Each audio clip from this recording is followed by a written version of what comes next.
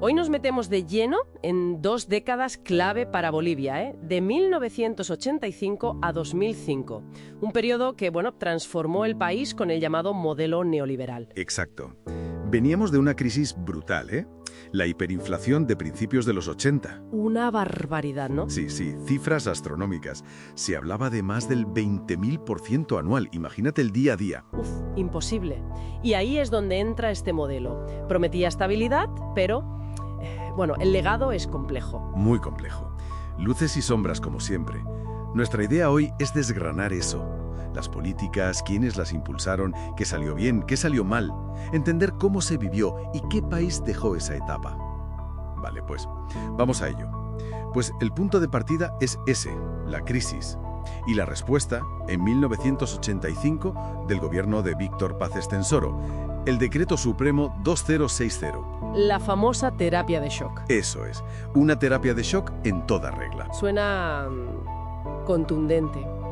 ¿En qué consistió, a grandes rasgos? Pues fue un giro radical. A ver, liberalizar precios, liberalizar el comercio exterior, mucho control fiscal, tipo de cambio único. El manual del consenso de Washington, básicamente. Exacto. Y muy importante, reducir drásticamente el papel del Estado en la economía. Ahí entra la capitalización, ¿verdad? Que no era exactamente una privatización como las de otros países. Efectivamente, tenía su aquel. La idea era atraer capital privado a las grandes empresas estatales. YPF, la petrolera, Entel, telecomunicaciones, Ende, electricidad. Las joyas de la corona. Claro. Se transfería hasta el 50% de las acciones a socios privados a cambio de inversión.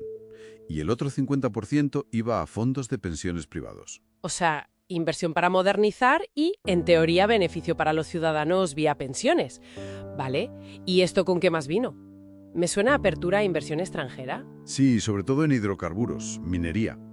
Y también la flexibilización laboral. Que en la práctica significó... Pues facilitó despidos, debilitó a los sindicatos, más precariedad, vamos. Aunque también, y es importante, se impulsó la descentralización. Ah, sí, la Ley de Participación Popular del 94. Más poder a los municipios. Eso es. Un cambio importante en la estructura local del poder. Es curioso, pensar en las figuras. Paz Estenssoro, que había nacionalizado las minas en el 52, aplicando el shock neoliberal. Menuda ironía. Tremenda. Estabilizó la macroeconomía, sí, pero el coste social fue altísimo. Sobre todo con la relocalización minera. Que era un eufemismo para despidos masivos. Básicamente.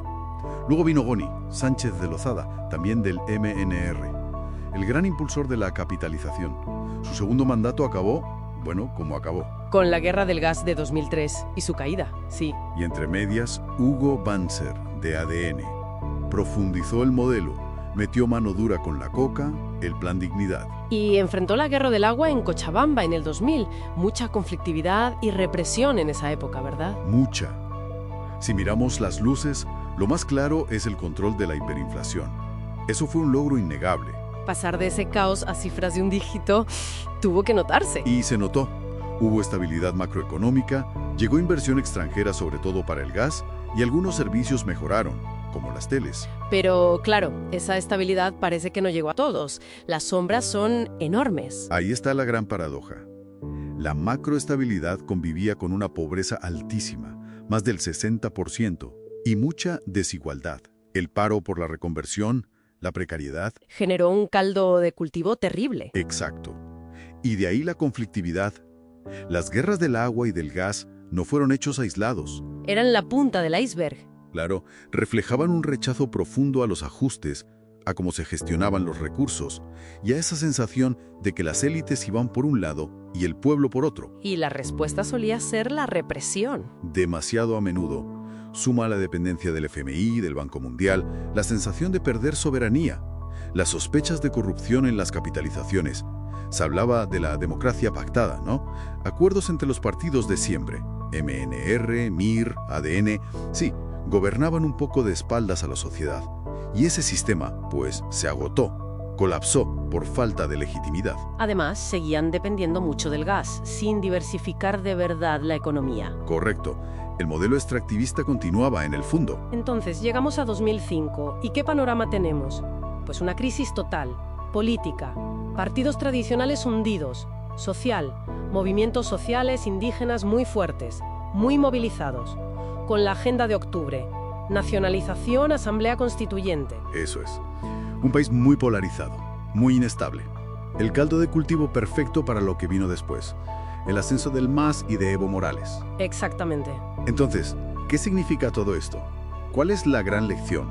Pues que el neoliberalismo boliviano, digamos, cumplió en lo macroeconómico al principio.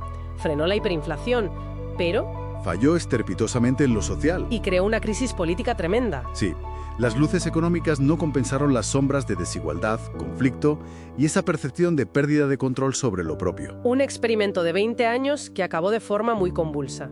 Y que nos deja una pregunta flotando, ¿no? Que sigue muy vigente hoy, creo yo, en muchos sitios. A ver. ¿Se puede tener estabilidad económica duradera sin justicia social? ¿Sin una legitimidad política real que incluya a todo el mundo?